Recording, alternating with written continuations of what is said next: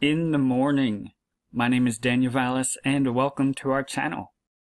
And so, we were already watching those. We already knew prophetic events were speeding up. And then we about jumped out of our skin when the peace and safety warnings went out, because that means that sudden destruction is coming. So on top of two celestial signs related to Christ's coming, was a prophesied warning about sudden destruction coming, and we know Christ is coming before the sudden destruction comes. And so we were greatly excited but also sobered, because coupled with the peace and safety warnings was also the warning that sudden destruction is incoming. It's already on its way when you hear this peace and safety message. And this is late 2015. Verse 3, for when they shall say peace and safety, then sudden destruction cometh upon them. But notice down in verse 6, he gives instructions. He says, therefore, when you hear this warning about peace and safety, and knowing that sudden destruction's coming, therefore, because of why that warning is therefore, because sudden destruction is coming after you hear that warning, once you hear that warning, let us not sleep, as do others, as most of the world and most of the church, but wake up. Let us watch and be sober. And notice he's telling the Thessalonians Christ's instructions to his servants, his disciples. Watch. Thessalonians, we've gone over this before. You already know what the watch commands are. That goes into effect when you hear the peace and safety warnings. Watch. There's a time frame that's going to follow the peace and safety message. There's going to be a watch window that immediately follows it. Understanding also that sudden destruction's following not too long after the warnings also. You need to follow Christ's instructions to watch, and to watch also yourselves, how you are living in light of the warnings, and that he is returning. So this is part of the warnings that the Apostle Paul gave to the Thessalonians of when Christ was coming, was the night watches and the time that Christ gave his disciples to be watching. When you hear them say the peace and safety warnings, watch what Christ told you to watch. And so those came out in the 9th month, which was the second watch, and that meant sudden destruction was coming. So we were really on high watch at that time. We didn't quite fully understand the picture that was emerging at that time. But again, we knew 2-star Bethlehem signs, peace and safety warnings. Just with our simple understanding of Scripture at that time and prophetic events, we knew this is a time of expectation. We need to be watching for the Lord, and particularly following the instructions. We need to be watching right after this warning goes out. Right after this, because sudden destruction is coming. We need to be expecting sometime following this warning. We need to be watching in the pattern that quickly follows it. Finding out when does Christ want us to watch. And it's going to follow right after this warning goes out. It's not going to be in the distant future. We're going to need to start watching right after this warning goes out. And so we've learned more and more, and we've been watching since then too, about the specific command to watch window, which is the even watches, that starts at the even, the watch 1 through 4, and also progresses through in the morning. And this has been our understanding that we've learned and observed along our learning journey, but we have a much clearer picture of it now that yes, we are in the watch window that he has told us to be watching in, immediately following the events that clued us in that sudden destruction is coming.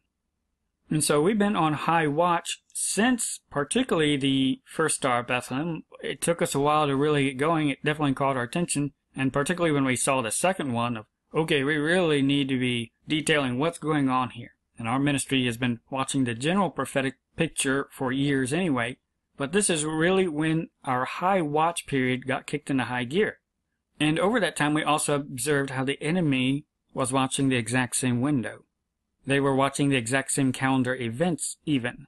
We observed that they knew the calendar that was in play. And this goes back to being wise as serpents, but harmless as doves. Christ does want us to be observing the enemy during this time. They do know a prophetic time, and they are the ones who made the warnings. And so it has also caught our attention how they have underscored this first month, this month of redemption, which is the last watch window given to be watching for our Redeemer, which also happens to be the month of redemption. And we see, again suddenly, the reminders of the peace and safety warnings and even events that happened at that time. And we see a ramp up of events that are leading toward the sudden destruction that we've been warned about. We see it not too far away. And we also have been studying the other patterns that we know sudden destruction is coming as a woman travailing with child. That's also in the peace and safety warning. And we also know the first 6 seals of the tribulation judgments are going to happen before the sign of the Son of Man appears. And our bridegroom specifically told his disciples that this is the way it would happen. This is a sequence. And so he told us when we should be watching. He told us what will be happening after that window as well. There's going to be sudden destruction after that window and before the next watch window, which is on the Revelation 12 sign. And particularly when you consider the events that he told his disciples about, he made it quite clear that sudden destruction is coming before this event, before this sign appears. We cover this in our Revelation 12 booklet, how he told them what's going to happen and the sequence it's going to happen in. So download the Revelation chapter 12 sign to learn more about that subject and see the warnings that our bridegroom gave his disciples that they should not look for the Revelation 12 sign, that there's going to be other things happening before that. Our time to watch is given at a different time. And even in the book of Revelation, Jesus Christ himself told John, the disciple again, whom he had already told what the Revelation 12 sign was back when he was talking with all the disciples. He made sure John emphasized to all the churches, "He that hath an ear, let him hear what the Spirit saith unto the churches." We must keep this in mind. Christ's instructions to his disciples were meant for his disciples, for us. And he re-emphasized to John many years later that the Spirit is going to call to remembrance what Christ said to his disciples. It's for the churches. This is why the Spirit is given, why the Comforter is given. If we are wise, we will listen to the Spirit and we will listen to the words of Jesus Christ, what he told his disciples. If we're foolish, we will ignore Jesus Christ. We will ignore what the Spirit saith. And every single letter to the churches ends with the reminder, listen to what the Spirit saith, and he's going to be telling you what Jesus told his disciples. We will be wise when we listen to what our bridegroom wants us to do. And Christ told his disciples that he is coming during the days of Noah and Lot, before any of the judgments started, before any of the seals were started. And he even contrasted by explaining in the book of Revelation to John again how from the very first seal, those events are going to be the opposite scenarios of when he described to his disciples. Jesus told them, I'm coming back while people are still eating and drinking. Famine hasn't kicked in yet. There's no food shortages worldwide. He's coming while people are still buying and selling. There isn't economic collapse. He's coming while people are still marrying and going on with the normal goals that people have in life. And those generally are put on hold during war conditions. The same with planting. Under war conditions, that largely ceases. And again, building for the future and recreational renovating and all that kind of thing, living for the future, that doesn't happen under war conditions. As soon as the very first seal is opened, these conditions will cease. Christ is coming before any of the tribulation seals happen. He's coming during the days of Noah and Lot. And both Noah was evacuated before judgment came, and Lot was evacuated before judgment came. They left on a perfectly normal day. People were waking up, getting ready for work, making breakfast. And he told his disciples, this is how it's going to be in the world. Sudden destruction is coming, but it hasn't hit yet. That's when I'm coming. But remember Lot's wife. You need to live in the light of the fact that sudden destruction is coming. And he repeatedly told his disciples, his servants, the instruction, be ye ready. When you know I'm coming back, you should be making yourself ready. And we have the article, They Builded and They Planted, that talks more about the days of Noah and Lot in there. We are at a time right now where we see sudden destruction on the horizon, things rapidly accelerating. We know we are in the days of Noah and Lot right now. People in life are still going on like normal. People are still building for the future and selling, and the economy is still holding together.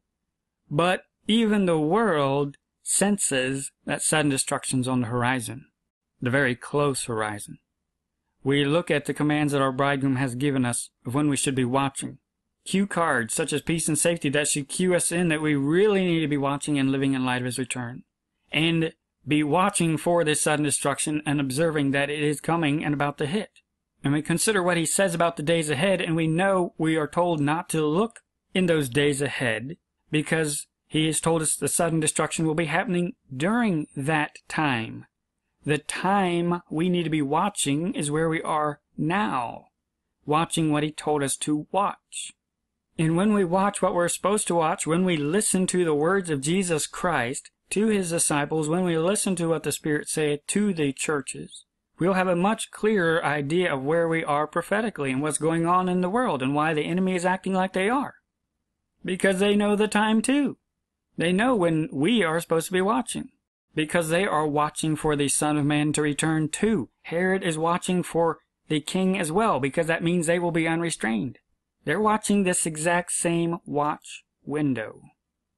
The warnings in 1 Thessalonians 5 about peace and safety say sudden destruction is coming. And again, notice Paul instructs the churches to remember Christ's warnings. Verse 6, therefore let us not sleep as do others, but let us watch and be sober, like our bridegroom has told us to do. And when you compare it to Mark 13, he's given them the exact same warnings. Jesus warned them, watch ye therefore, because I'm coming suddenly, I don't want to find you sleeping. What does Paul warn the churches? Let's not be found sleeping. He's told us he doesn't want us to find us sleeping. Let's not be sleeping. What did he tell us? He told us, watch. Thessalonians, what you should be doing? We need to be watching like he told us. We need to be sober. We should be examining how we're living and living in light that he's returning. Following his instructions. Following his commands. And when you compare it to Luke 21, Jesus said, take heed to yourselves. Be sober. Be watching how you're living. So you won't be caught unawares, so you won't be caught sleeping. Watch ye therefore and pray always. It should affect how you are living. I want you to watch. Because sudden destruction as a snare is coming on all them that dwell on the face of the whole earth. It's about earthly events. That's all he's talking about, earthly events. This sudden destruction. Paul was warning the Thessalonians, the snare is coming. The sudden destruction is coming on them. It's going to trap them like a snare. They shall not escape. This is the warning that Christ gave. Watch ye therefore. Watch ye therefore. Pray always. Be sober. Be examining and realizing the lateness of the hour. Paul warned the churches exactly what Christ warned his disciples as servants we need to be doing. We need to be watching and we need to be making ourselves ready. These are our commands. These are instructions that go into effect, especially more so when we see the exact warnings of peace and safety. We should be watching and double-checking when should we be watching, and realizing we're nearing the end of that watch window, and we see some destruction on the horizon. Even the world sees it on the horizon. We are running out of a watch window. Is that affecting how we live? Are we making ourselves ready? Are we preparing ourselves like Christ told his disciples and servants they should be doing? In the Be Ye Ready guide, we have the article Beware the Tribulation Snare, which goes more in depth on that. We're running out of time. We have been given a time to watch. And we are at days and hours now when we should be watching and living in light of our bridegroom's return and our master's return. We have seen so many things that have led us here, particularly these signs and the sun and the moon and the stars and the Star of Bethlehem signs. Things that have caught the world's attention even. The world's attention. That should have also caught the church's attention. The king is coming. And we've looked and examined what the wise men saw back at the birth of Jesus Christ when he came. And when we've studied what happened at that time, and we see the celestial events that happened in 2015 to 2017, there are some incredible parallels. This is not accidental. The celestial signs we see going on in the past, in the sun, the moon, and stars, have reminded us exactly of the wise men's journey. And this has caught our attention that God is trying to catch our attention and trying to tell us to wake up, that the king, the Lion of the tribe of Judah, is coming to pick up his redeemed possession. Now we have a printable version of this in our Google Drive as well. You can find a link in the description box. So many things telling us to look up, that our redemption draweth nigh. And when we consider what our bridegroom has told us about what's happening in the future, and when we should be watching, we find a time of expectation right here. We have warnings about what's coming in the future, and we are told to live in light that that is going to happen. We are commanded to watch, and we are commanded to make ourselves ready. And just like the wise men's story, Herod was looking for the king as well. We've been on a wise men's journey since the time the star first appeared, the first star of Bethlehem, which was in June 30th, 2015, in the 4th month. And so going forward, if we charted out 2 years, that would go to the next 4th month, the 13th of the 4th month. And that's a 2-year upper max limit for the wise men journey parallel. And again, with the wise men's story, 2 years was comfortably padded. And so we're not looking toward the 2-year mark. We're realizing 2 years made Herod comfortable, understanding it was back some time before that, which should catch our attention. That falls right in the watch window where we are right now. The parallels of the wise men's journey, the parallels of the wise men's celestial signs that we have seen, brings us exactly to this watch window. Everything is right on track with what our bridegroom has told us about, the patterns he's given us to examine and to watch for. It's been a learning journey, just like the wise men. They were learning things at the last hours of their journey. And so we've been open to learning as we went, and we've been learning so much because of that. Seeking, first of all, what has Christ told us? Let's prioritize that, and that will be the foundation for understanding everything. If we mess up what our bridegroom has told us, then we're going to be royally confused. But when we focus on what has our bridegroom told us to watch, and the instructions and commands that he gives, even though sometimes we don't fully understand it, as long as we stick to what he tells us to do, we will stay largely on track, and we will learn as we go forward. And that's exactly what has happened. He has given so much wisdom and insight as we have gone forward in faith on what he has told us. And we've gotten clearer and clearer understandings of it all, and to see how he is working during this time. And it wasn't too long after the peace and safety warnings went out. We had seen the 2-star Bethlehem, so we were already great expectation, and we were already looking and understanding, okay, this is the night pattern here. And we were looking toward the time of Purim in the 12th month then.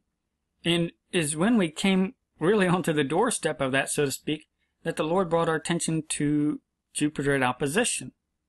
And so we had all this expectation and knew the prophetic events calling us to a sense of urgency, and we came to this place and realized, oh, hey, look at that. Jupiter at opposition. This is cool.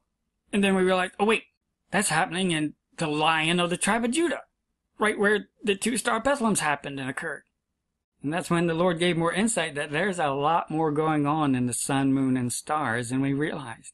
Telling a story, a tapestry of our Redeemer. We are called to look up and to lift up our heads, and we will see that our redemption draweth nigh. We will see the story if we look up at it.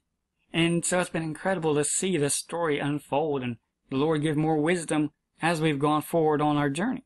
The wise men were looking for the Lion of the tribe of Judah too. This is who we're looking for. And it's interesting when we compare that celestial sign, particularly this Shiloh sign, which is now in the heavens, when we compare out a window for it that we've learned along the way, we see that Jupiter, which represents the scepter, has been in Leo, the Lion, and Judah, the Judah tribe ecliptic division and lion stars. It's been in the entire areas associated with Judah over this entire journey, and will come to an end on August 9th. We observed opposition the other day, but again, Jupiter's in its retrograde motion, so it's still going to be in the ecliptic division for the next 4 months. Not till August 9th will it pass that border that it made. And Jupiter entered the stars of the Lion about a month before the star of Bethlehem. That's when Jupiter got here approximately along the ecliptic, within the head of the Lion, along the ecliptic that the Chaldeans recognized, and about a month later was when the star of Bethlehem happened, right near the breast of the Lion, right near Regulus.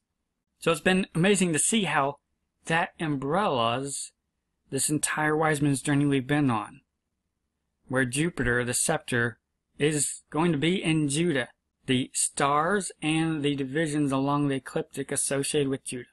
So it's amazing to see all these pictures coming together and narrowing and funneling down to the time that he told us to watch. Our bridegroom, the Lion of the tribe of Judah, is the one who told us to be watching in this time pattern. And the more we go forward, the more we can look back at what he has shown us and the path that we have traveled on and realize it's been right all along because we followed his instructions. We need to study what has he told his servants, and we will go forward on his instructions, and he will give understanding as we go forward. The bridegroom has called us to go out to meet him. We've gone forward. Even though it's been dark with our understanding for many times, he's always given wisdom and light to our path as we've gone forward. And that has brought us here to this morning time, to this month of redemption. And it is here that we find, again, so many patterns and rehearsals that he has told us he wants us to do to remember he's coming. We find all these patterns right here in this month where our journey is coming together. Remembrances that he came the first time. Remembrances that he gave us the Lord's Supper to remember him till he comes again, hint, hint. Remembering that he's the first fruits and will be first fruits when he comes again. And remembrances of the Day of Atonement shadow being fulfilled at this time, and we are the redeemed possession, and we are awaiting the redemption of the purchased possession, which happens at this time too. There's so many patterns right here that he has told us to remember in light that he is coming again. Right in this watch window, in this morning time of the year. There's a lot we don't understand, but we do know when we go forward in faith on what he has told us to do and the instructions he has given us. That gives us understanding for where we are now and what we need to know about the days ahead. And some people have the question of, I thought the Revelation 12 sign was at the midst of the tribulation. How can there be so short of a time here? Well, that goes back to prophecy. What has Jesus said? Remember when he came and made the triumphal entry? Who prophesied that Jesus would come and make the triumphal entry? That was the prophet Daniel. And Christ fulfilled that to the day. So we are reminded of the prophecies of Daniel at this time. And you'll remember that Jesus warned his disciples about the abomination of desolation that would happen in the midst of the tribulation events. And he warned them to remember that it was spoken of by Daniel, the prophet. So again, he's reminding them of what was said in the past. Our understanding of particularly the books in the New Testament, and especially Revelation, it's all predicated that you have read what comes before those books. And a lot of people make the mistake with Revelation by ignoring what Christ said before that. The book of Revelation is written with the understanding you have read the previous books. It's the end chapter. And so again, his entry was a fulfillment by what Daniel said. Jesus Christ reminded the disciples that there was going to be a future event that was also prophesied by Daniel, and they needed to understand what Daniel said about it to understand that event. So that brings us back to the subject of Daniel, who also said other prophetic things about this time frame that would happen before the midst of the tribulation, in the first 3.5 years.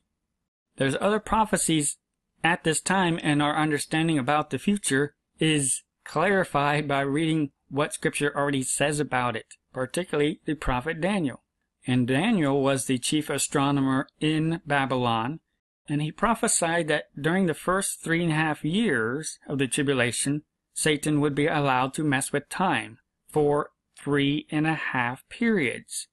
It was going to be a very limited time, and that's all he states about it. And so we have to keep in mind the other things Daniel said about prophecy came true.